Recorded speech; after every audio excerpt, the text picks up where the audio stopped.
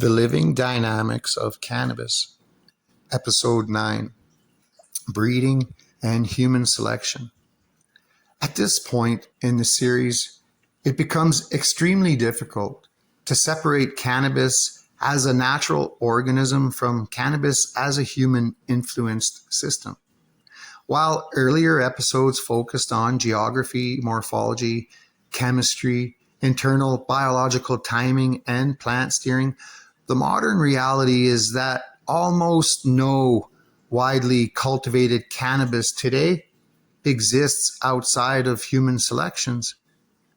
What we see in contemporary genetics is not simply nature expressed on its own terms, but nature filtered, amplified, restricted, and recombined through centuries of human intervention.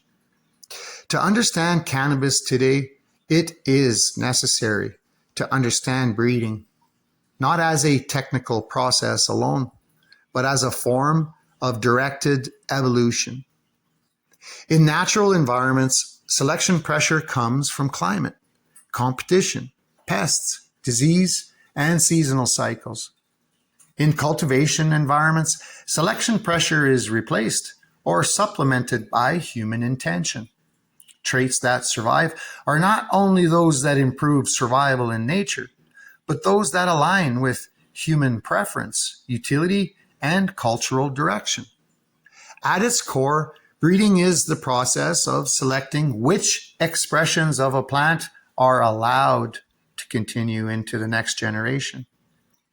Every plant carries within it a range of potential expressions, as discussed in earlier episodes.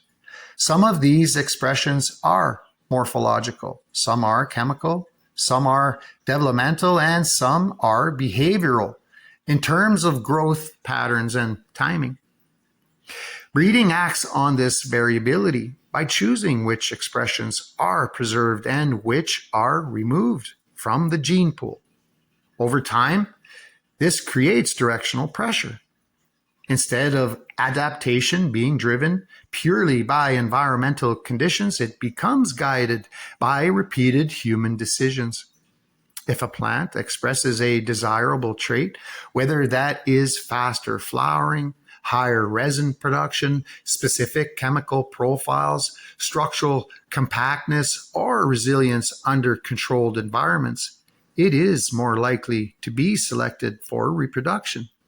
Over generations, these repeated selections shaped the genetic landscape of cultivated cannabis. One of the most significant outcomes of this process is the loss of genetic isolation. Because historically, cannabis populations existed as relatively distinct regional groups shaped by local environmental conditions. These populations were what we now refer to as landraces. But with increased global movement of genetics, these isolated populations began to intermix.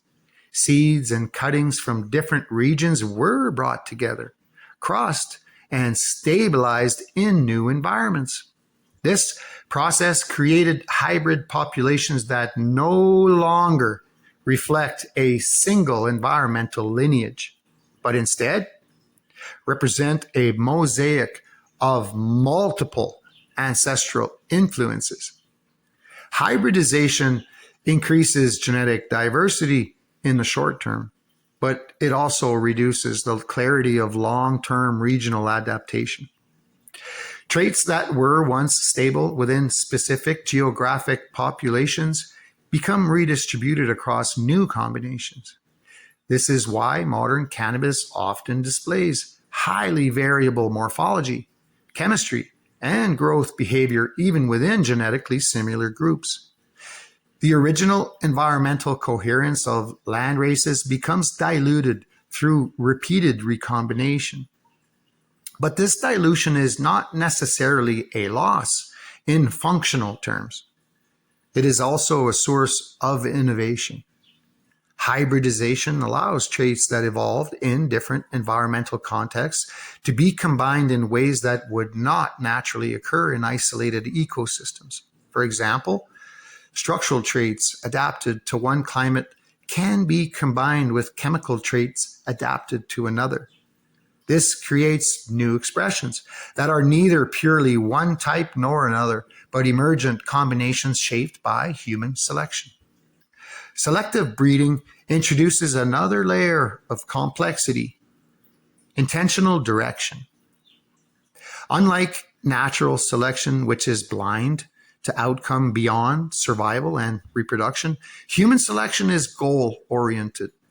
Traits are selected based on desired outcomes rather than purely environmental fitness. This introduces a feedback loop where human preference becomes a driving force in plant evolution. Over time, this can lead to the amplification of specific traits far beyond what would be common in natural populations.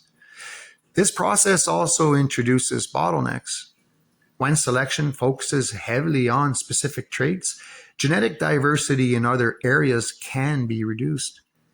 This is relevant in highly specialized breeding programs where emphasis is placed on uniformity, yield, or specific chemical profiles.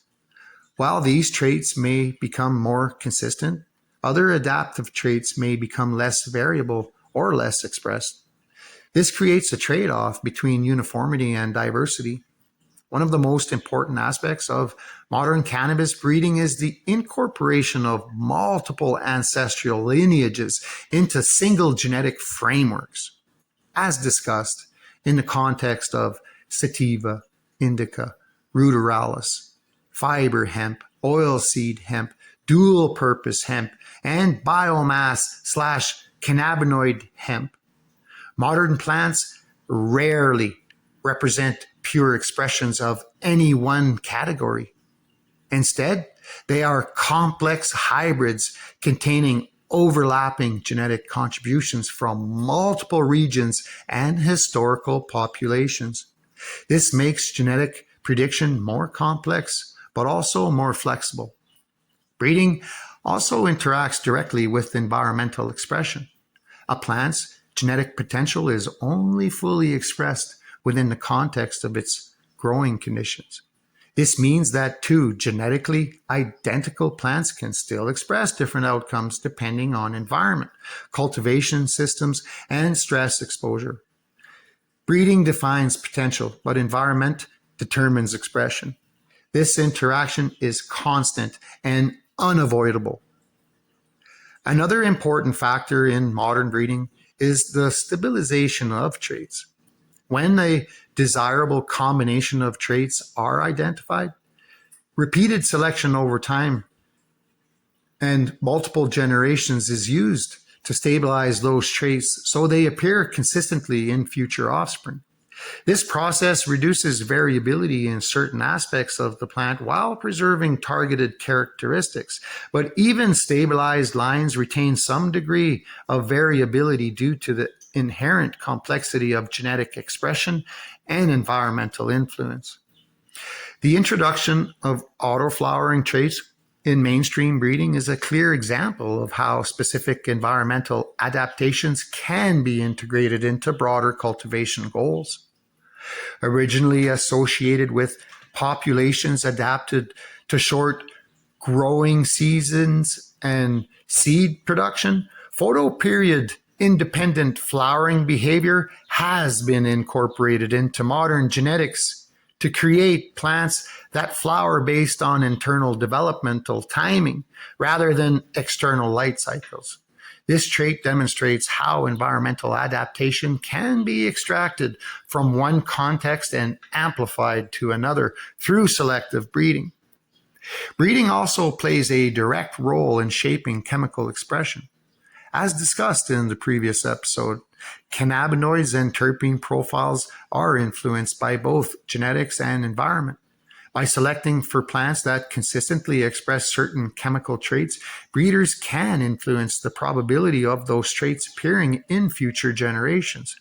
But because chemical expression is multivariable, it remains sensitive to environmental conditions even within stabilized lines.